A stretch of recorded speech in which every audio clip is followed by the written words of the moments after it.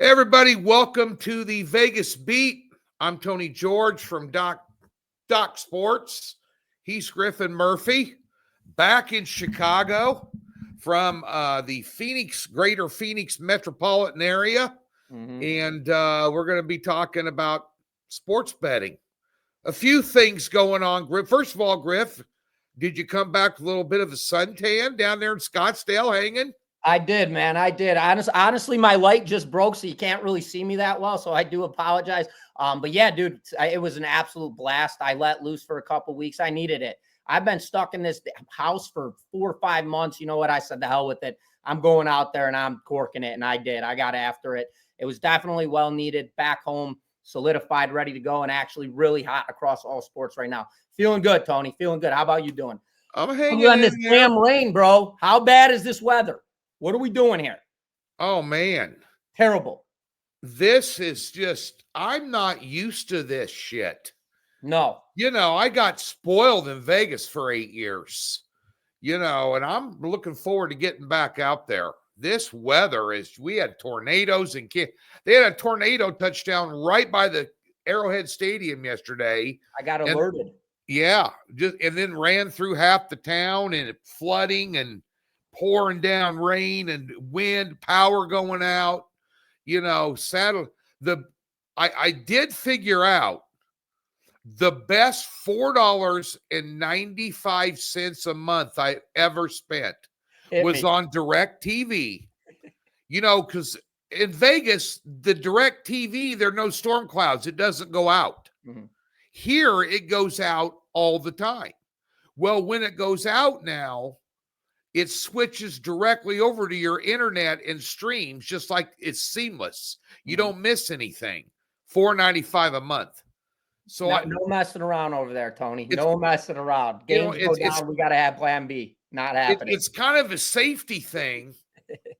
It's kind of a safety thing when you're watching TV and yesterday the tornado sirens were going off here, and wind's blowing, it's hailing, winds, monsoon, and you're watching TV and and the tornado's and then the TV goes out. So then but when you have the streaming service, and Google Fiber's buried, so I don't have to worry about the internet going out. So then I'm okay. So I get to hear what's happening. So, but nonetheless, yeah, crazy weather. It's amazing. In Vegas, in the Midwest, you grow up watching, and I know you're in a Midwestern boy, at 10 o'clock, the local news comes on, and at 10:15, it's the weather. And everybody is glued to a lot of farmers grew up in a small town in a rural area. So everybody's worried about the weather, the crops, all this, the animals, all these different things. So you're glued to the television set every night at 10:15. Yeah. To get the weather. And you're talking about it at the coffee shop the next day. In Vegas, you don't ever watch the news. This is a story of my life. Every morning growing up through elementary all the way to high school, we had the damn news on for breakfast every damn morning watching this. I can't take the news. It's like PTSD. I'm back. Well, it's I'm already moving back to Arizona. I already found my place. I booked it last night. I'm done. Yeah. This stuff's terrible. It wreaks havoc with some of these games, in the Midwest as well. See, I saw an interesting stat. Now, we're going to get to the NHL tonight in a minute, but let's talk about the NBA Finals. Yeah. And I saw a stat that is unbelievable because the line is right around Oklahoma City 9, total around 230 for game one. Yeah. I saw this trend. I was going to read it to you.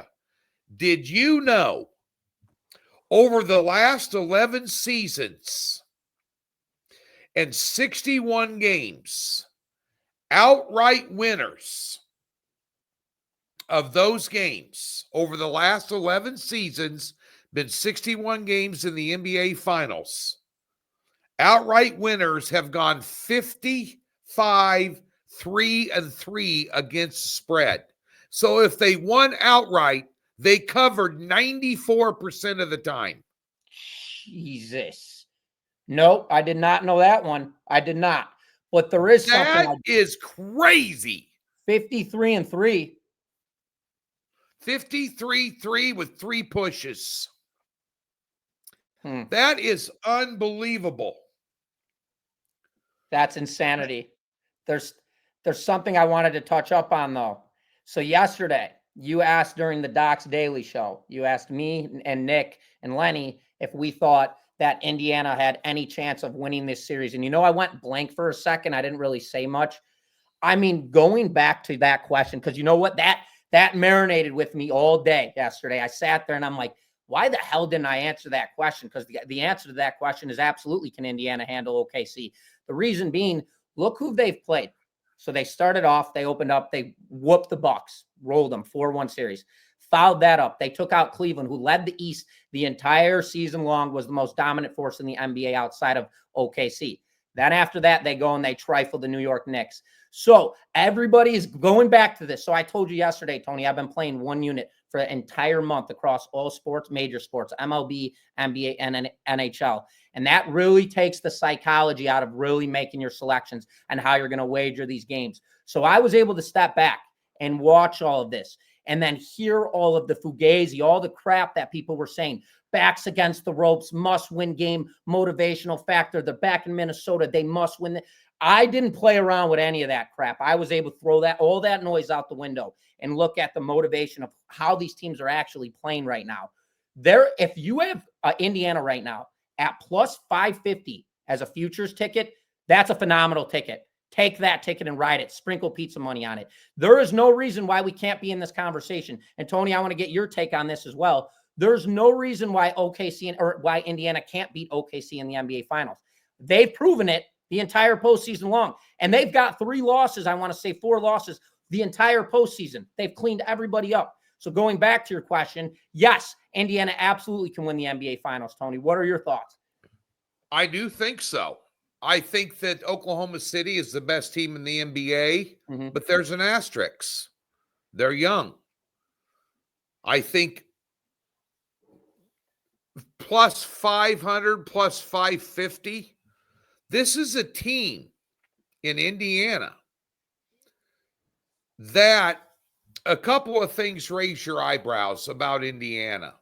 First of all, in the series against Cleveland that they won in 5 games, Cleveland being the number 1 seed in the East, they were an underdog in every game and won the series in 5 games. I don't want to hear this shit about, well, Cleveland won 100%. The last 2 games, they had everybody playing. Couldn't beat them. Then, what we talk about all the time, we talked about this when you and I did podcasts during college basketball. We did a big podcast. Back then, the Vegas Beat was the StreamYard that I did. We just posted on Twitter and Facebook.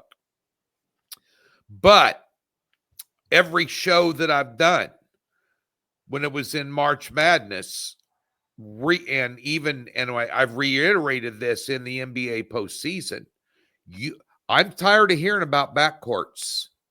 You have to rebound to win in the postseason. They're everything. The New York Knicks out-rebounded the dog shit out of Indiana, and they still whooped them. They still whooped them. They just made up for it on the offensive end. Did they take a game off where the backcourt didn't play and Halliburton had 8 and Nesmith had 6? Yeah, they had one of those nights. On the other hand, bear in mind that the Oklahoma City Thunder, the number 1 defense in the NBA, gave up 145 points and no-showed against Minnesota in an elimination game before they got it back home. They're beatable. All those things rolled up. It's like we talked about in the NHL on Doc's Daily, which, by the way, we both won our free picks on there yesterday. But if you're not tuning in Tuesdays at noon live on Doc's YouTube channel, well, snooze, you lose. You know, you're here for free stuff, We're giving it to you free for a half hour, 4 guys, you know. But the bottom line is, we talked about this on Doc's Daily during the NHL playoffs. There's no team that should be minus 200, minus 230 in a playoff game past the first round ever. There's nobody's that much better than the other guy, you know. I mean, look at these. You got to look at the numbers, right? You got to look at the numbers. It's like these guys betting home run props in Major League Baseball. You know, why is Ohtani, who hits the best home run hitter in baseball right now, why is he only minus plus 130, plus 150, plus 160? He only hits a home run once in every 22 at bats. Right. That means 17 to 22 at bats, which is 4 games, which the number should be plus 400 every time you bet it. But you're not. You're betting stupid. I'm going to bet him every game. When you hit the 400, it's nice or whatever. But when you're betting these numbers, it's all about the numbers. You're saying that at minus 700, you're saying that Indiana has no chance. That's what you're saying. Right. And it's, dude, I mean, it's absolutely ridiculous. Where do you even go with that? There's no value in this entire series, let alone it's all on the Pacers. Don't get me wrong. Individually betting game by game, yes, you're going to find value. But when you're looking at these series bets, there's no value play here. If you're going to take OKC as on the gentleman's sweep, you're out of your mind. I mean, Indiana's proven everything to be here. They've proven everything to be here. They're here now. And now we're back into this conversation, and I'm listening to everybody show after show. And then I'll get phone calls from people, and they're all talking about how Indiana's just going to get absolutely torched. And it's minus 9.5 game 1. Did you guys not watch the last series? They were getting 6.5 points, 2 games. They were getting 4.5 points, 1 game. I mean, they were the underdog every single game. Not only were they winning, but they were murdering them. They were blowing them out by 20 points plus. It's absolutely ridiculous. For everybody watching, sprinkle pizza money on that futures ticket with Indiana to win the NBA Finals. There is value there. That's a value play. I'm not talking about throwing your load in it. Throw $100 at it. Make $550. Nice rip. You know, but the thing of it is, a lot of these guys are reading trends. Too much. You can't keep positioning yourself in that must-win sequence motivation. It's all bullshit. It's all bullshit. Look at the numbers. What are they displaying? Yep. That's real. They don't lie. I can't, trends, there are a lot of guys that base a lot of their handicapping on trends. A guy like Mark Lawrence, which has been around forever. Everybody knows about Mark Lawrence's playbook. Mark's a legend in the industry. A guy that did it the right way. I know Mark. I've been on his website. I used to be in his newsletter, for 15 years, in his Wise Guys contest, in his newsletter that went out to hundreds of thousands of people like the Gold Sheet did back in the day. But he based 95% of his picks solely on trends. Sure. And I never could figure it out, because nowadays you can throw them out the window. I might put 10% of my time at looking at a game into certain trends. Sure. But I don't care 68 games ago. That's 68 games ago, a totally different lineup, usually a different head coach, a different season. Mm-hmm. That has nothing to do about the price of tea in China today. Yep. You know what I'm saying? Just like anything, I had a record-setting year in baseball last year. Record-setting. Nobody could touch me. No. This year, not so much. So past results aren't a guarantee of what you're going to see today. Mm-hmm. Even if you're doing the same frickin' thing, I actually just had that conversation. I mean, it's hard to ignore a 94% trend over 68 games. Yeah. That's hard to ignore. I'm not going to lie to you. That gives me great pause in grabbing 9 with Indiana tomorrow. Mm-hmm. I mean, just because, but,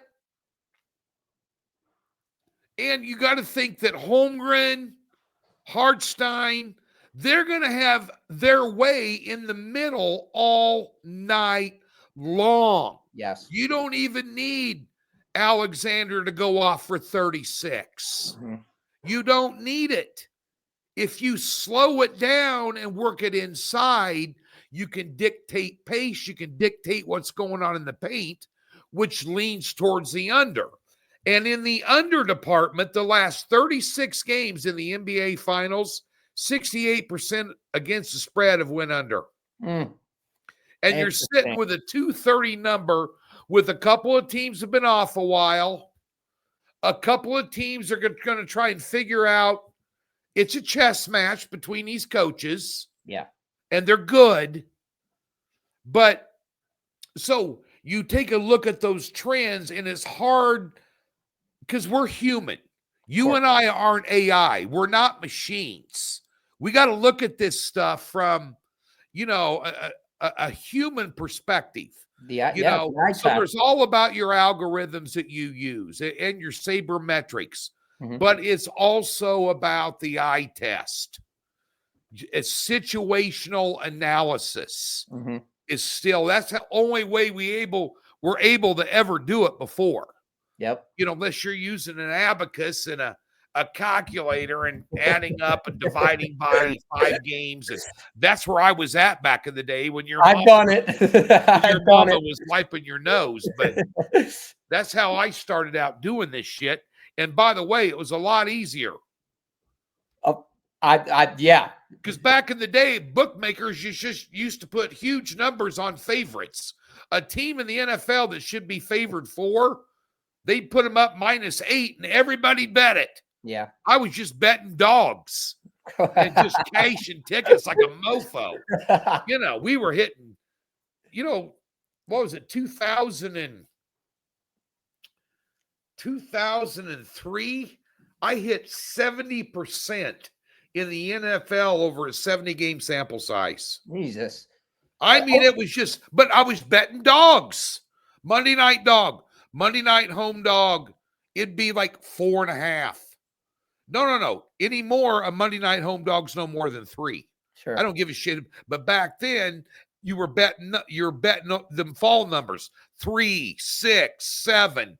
Anytime I could get a dog with a hook on those numbers or higher, I was betting. I didn't give a shit if it was the worst team playing the best team. You're betting a number. You're not betting the game. Is this where you learned your psychological concepts with your teasers? Yes. Okay. Okay. As soon as I heard, I was like, okay. And now the numbers are sharper, but you can manipulate them with the teaser for an extra 10 cents on the dollar, which I'm willing to pay, because the numbers are so sharp, and the only way I'll bet my NBA, my NFL on like a Tuesday. Yeah. I learned that from you. I don't know if you were tuned in. We got to pick them, put them out on Thursday, and takes away the value on about half the things that I've already bet. I gave you a shout out on Docs Daily, and I actually mentioned that. I said, Tony George actually taught me how to bet on the NFL, and I'll explain to everybody why. And I said, and I don't know if you are hard rock on this rule, but Thursday night games and Monday night games, you told me when we were sitting in your living room together, you said, I don't like Thursday night games and I don't like Monday night games. And I said, why? You said too much speculation. So, Well, I realized, I went back and looked at all of my sheets and all of my games. I was hitting about 30% on Thursday nights and Monday night football. I was getting caught in the trap almost every single time. Yeah. Well, I depleted all of that crap. I only bet NFL Sunday now. Since doing that, my profits have skyrocketed nearly double digits in one full season since cutting that system. So I did give you a shout out on that. I did want to throw that out there and actually touch up on that on the show. That's kind of the situation we have when it comes to playoffs. And that's why it makes playoff betting so hard. That's kind of why I get pissed off on Docs Daily every day when we'll talk about there's only one game. It's either the NHL playoff game or the NBA playoff game. These games are so heavily speculated. You have to really have that edge to punch that ticket. And then you have to be so careful with doing so. And that's why it makes it so hard. And that's why I always relate back to Thursday night football and Monday night football. It's all speculation. So what does that tell you? Every single metric, every single standpoint, every single bookmaker, every single algorithm in the world is fully focused and honed in on this specific matchup, opposed to when you have Sunday football and there's 8-9 games going out and they can't keep up with all of that. So the shitty games that are released that nobody's really paying attention to, that's where you find a lot of value in those type of games. MLB card, same type of things. You get 10 games out on the board that day. Well, you can find some crappy games inside of there where there's a lot more value. When it comes to these type of situations, I'm not saying there's no value, because there's absolutely value, especially with this circumstance, considering that OKC, everybody's ready to ride these bastards. And Indiana, everybody's sleeping on. They've got 3 losses the entire postseason. So there is value, but there's a lot more ways to find opportunity when there's more games on the board. Tony, my bad, wanted to go on a little bit of a No, it's all good. And, for you guys out there watching and gals, we have gals that watch us too. I've been corrected many times in the comment section. Hey, guys aren't the only ones that are betting games. Us gals want to get involved. I think Griffin and I should have a seminar only for gals in Las Vegas. But, and you got to sign an NDA before you come into the room. But nonetheless, I will tell you something. For you guys and gals say, well, that's bullshit. I'm ready to bet on Thursday, and I'm ready to bet again on Monday. Well, 90% of you are wanting to bet on Monday because it's the biggest chase on the board. Yep. But that being said, you can bet. Props. Don't forget about props. It's more fruitful to bet. I can't tell you, I forgot what the number was in the NFL. We hit 80% of our top picks in NFL props last year. 80%. We hit over 60% in the NBA. We hit 62% in the NBA regular season. There are a lot of nights I didn't bet an NBA game, but I'm pounding props, mofo. If you're not getting involved in that prop market. But it's an interesting story about Monday Night Football. Back in 2003, maybe 2004, there was a prominent offshore sports book called Bodog. Yeah. And Calvin Ayre ran Bodog. And they were the biggest thing ever until the Justice Department busted them and broke it all up. But they sponsored my syndicated radio show until it became illegal to do it. But they had a huge Bodog convention in Vegas every year. Mandalay Bay every year. And one of the years, was a keynote speaker, and I was the warm-up act for guess who? Joe Montana. They had Montana come in.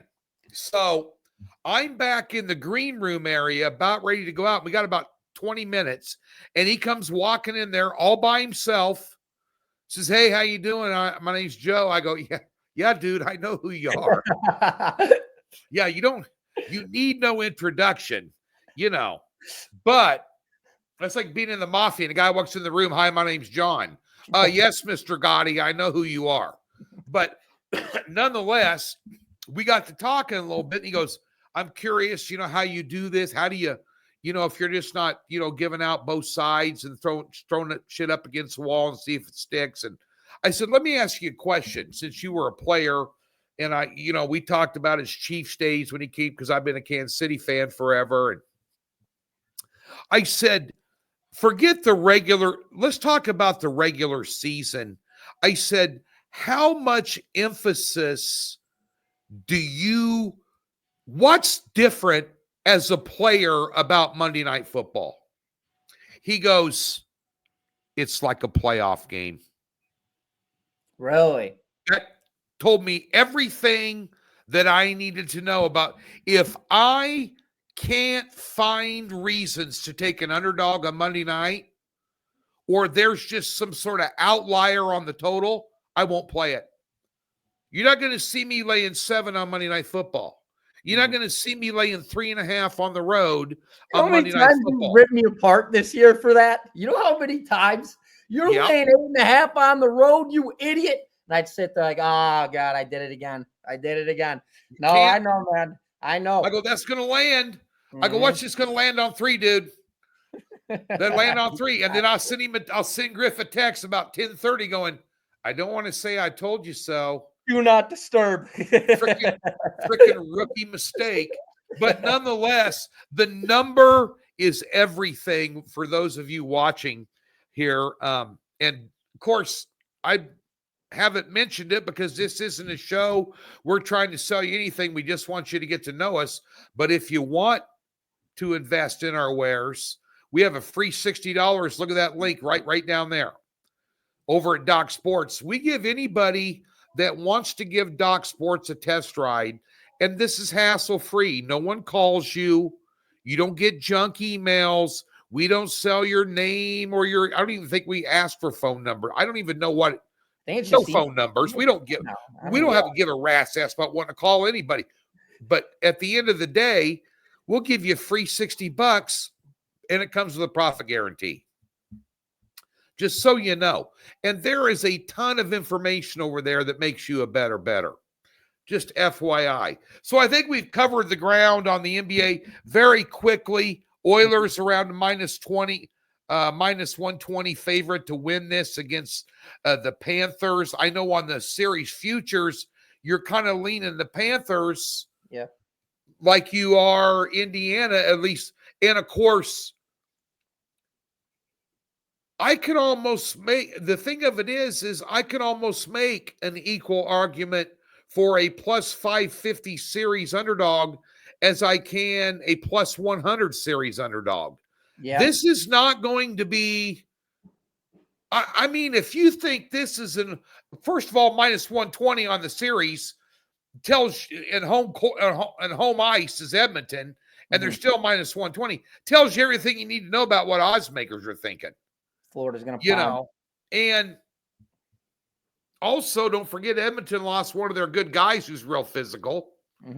I mean, you've got a Panthers team that basically just took it to another level in the postseason, Griff. And they do this, man. They do this year in, year out. I talk about it all the time. They did it 2 years ago, last year. I mean, this team, as soon as they get into postseason, they turn that motivation pack on and turn the burners on. This is the most physical team I have seen in the NHL all season long. I got to say for 2-3 years in advance, I would say. And you look at Edmonton right now, and yeah, they are phenomenal. They've done everything right, and they deserve to be here. But they are an offensive, scrappy team. That is, they're fast, they're quick on the break, and they'll be scrappy with you. But Florida, they are big. We're going to punch you in the mouth, physical. We're just going to beat you down and wear you out and score. And this is the biggest thing for me. I get it. Skinner, that's Edmonton's goalie, and he has absolutely been incredible all of NHL playoffs. But this guy is a mental head case. He's a liability. And Florida knows this. Florida comes out the gates hot. And I've talked about this with numerous handicappers, even Nick included, because he's all over Edmonton. I don't care what I'm giving it out. I know he is. The hell with them. I got a huge ticket on him too, man. And as everybody should, because going into playoffs, nobody expected Florida was going to do this, and there was a lot better value going with Edmonton when this started. I'm not saying the number was there. The number was better for Edmonton's odds when it comes to a probability aspect. And right now, looking at this, Florida is so damn physical, and Edmonton is not. They're scrappy and they're fast, and they beat you on offense. I believe Florida's going to come out and just make a statement. I'm going to punch you right in the mouth to start this game. If they light up Skinner within 5 minutes of these games, any of them, this guy's going to fall apart. He's going to start giving up goals after goal after goal. I don't know what all the back and forth debacle is. Like, I get it. Dallas, they're a defensive threat, and Edmonton beat them.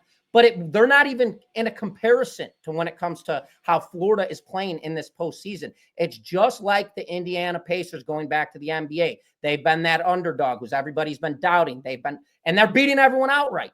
I see the same thing here. I think Florida is just by far the better team. And I think by far, I scratch out McDavid, Florida individually has better players across the board. They're bigger, they're stronger.